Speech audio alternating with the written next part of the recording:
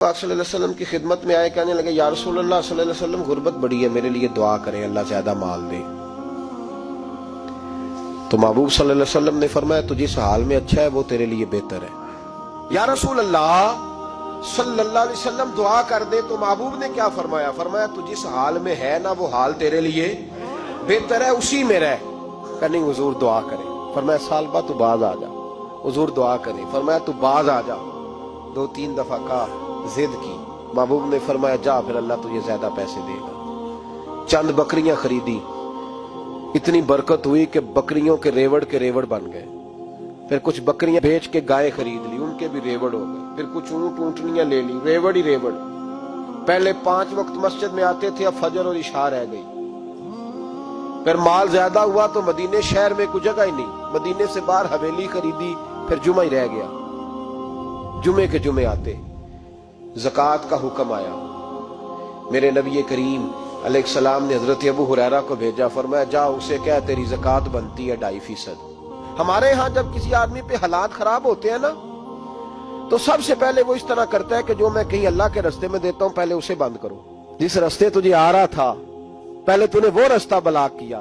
तो सालबा के पास हुजूर ने पैगाम भेजा। पहले तो कहा तेरे लिए बेहतर नहीं माल। जब इसरार किया तो अब बड़ी बरकत हो गई, बड़ा आया तो फरमाया ज़कात दे, 2.5% ज़कात है। जब सोचा कि 5 ऊंटों पे एक बकरी जाएगी और बड़ा सारा मुझे देना पड़ेगा, अब जब गौर किया तो ये तो ना कहा कि मैं नहीं देता। हजरत अबू हुरैरा से कहने लगे नबी करीम अलैहिस्सलाम की खिदमत में अर्ज करना कि मैं खुद आऊंगा।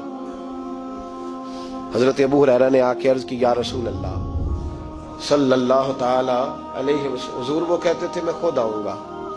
तो कहते हैं महबूब ने ठंडी सांस ली, फरमाया उसे कहा था कि तेरे लिए माल बेहतर नहीं, अब हलाक हो गया। हाय अफसोस, हलाक हो गया। उनको भी थोड़ी देर के बाद एहसास हुआ कि ये मैंने क्या किया। नबी पाक को कह दिया नहीं है, हुजूर को कह दिया बाद में आऊंगा। अब दौड़े आए, अर्ज की हुजूर मैं सारा कुछ लेके आया हूं, कबूल कर ले।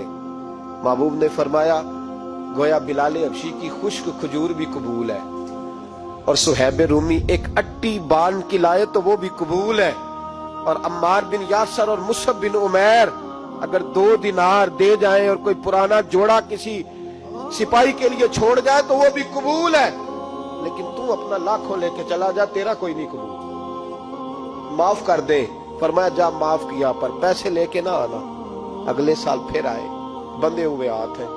महबूबा मैं दौलत का क्या करूंगा, आग लगानी है, कबूल कर ले। फरमाया तू ले जा, तेरा नहीं कबूल। गिरा जो उनकी निगाह से वो संभल नहीं सकता। हुजूर ने विशाले जाहिरी किया तो जनाब सिद्दीक अकबर के पास आए, लाखों का माल। अबू बकर कबूल कर लो।